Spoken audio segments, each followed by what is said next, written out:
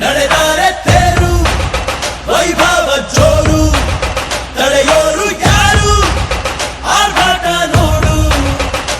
ಊರಿಗೆ ಇವನು ಚಿನ್ನದ ಕಳಶ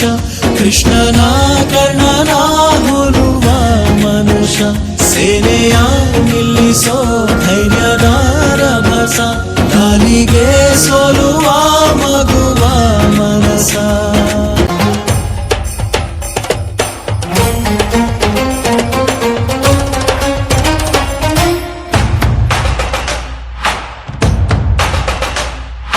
ಎಂಟರೆ ಭಂಟ ಇವನೇನೆ ತೋಳಿಗೆ ತೋಳು ಕೊಡುತ್ತಾನೆ ಇವನೆಂದರೆ ಶಿವನಿಗೂ ಇಷ್ಟಾನೇ